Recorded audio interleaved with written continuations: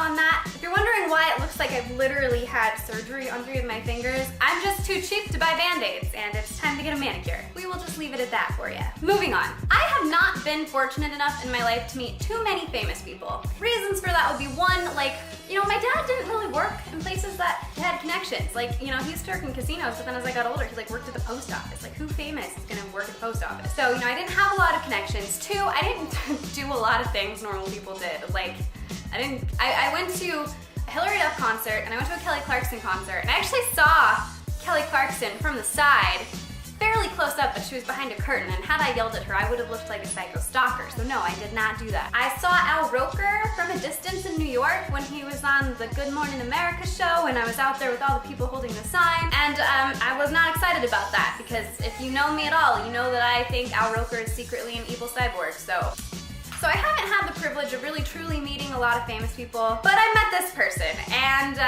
rather than being a normal, nice fan about it, saying, you know, like I'm a big fan of your work, or I'm a big fan of you, or I'm a big fan of your brother in this case, I did something a lot more awkward than that, which of course I did. I mean, you guys know me at all? Like, of course I did something awkward. Of course I couldn't just be a normal human being.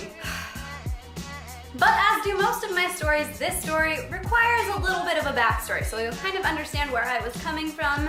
You probably still won't, because there's just no excuse for my awkwardness. There's just not. So, back in the day, I was about 11 when this happened, and my most favorite show in the world ever to watch was, I almost said the Flintstones, Full House. I watched Full House all the time. Now this was in that era where Nick at Night was super cool, and Full House would always come like on at like 8:30 or 9 o'clock, and I would watch it every night. I would watch it whenever it was on ABC Family. Yeah, back before you were freeform, back when you were cool. Sorry, I'm just getting really, there's this new show and I'm really getting tired of the ads for it. So I would watch Full House every day on every channel outlet that I could. I absolutely loved it, and particularly a specific character I really loved was Uncle Jesse. Like, back in the day, John Stamos was kind of a hottie, and I wanted to marry Uncle Jesse. I wanted John Stamos to think I was awesome, so I developed a love for Elvis Presley. Would have been really, really cute in like 1990, but I was definitely 2005, so yeah. So I would always go around talking to people about how much I loved Elvis, and I even began to do this Elvis impersonation whenever I met people,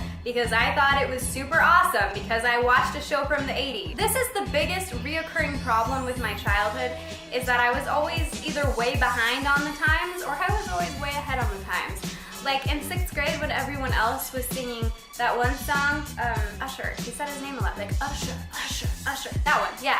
I was singing Hotel California, and I knew all of the words. When everyone started liking High School Musical, I still liked Hillary Duff, which doesn't mean a lot, but I was behind on the times. I was not a cool kid, or I was super ahead in the times. I feel like if I were a kid now, I'd be like the coolest kid ever, because I think because of YouTube and just people being more open about their weirdness, it's a lot easier and a lot more fun to be your weird, crazy self. But back then in 2006, it just wasn't happening for me.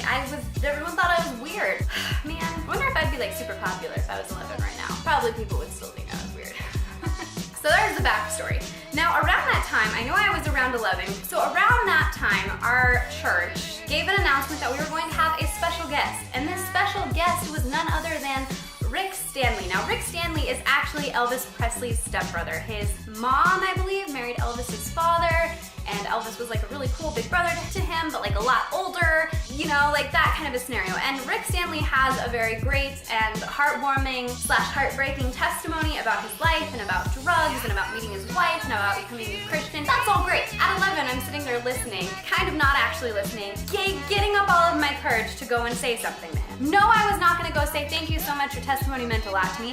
No, I was not gonna go say, hey, you're a really cool guy. I went right up to Rick Stanley, Elvis Presley's stepbrother, and I said, I can do an Elvis impersonation, wanna see? And this poor guy just kind of looks at me like, okay. And I get it all together, I get my little finger guns out, and I go, thank you very much.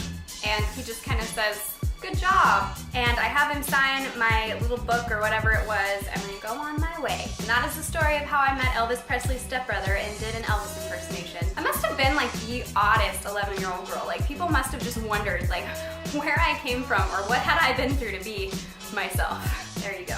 All right, you guys, thank you so much for watching. Happy 2018, and I will see you guys next time.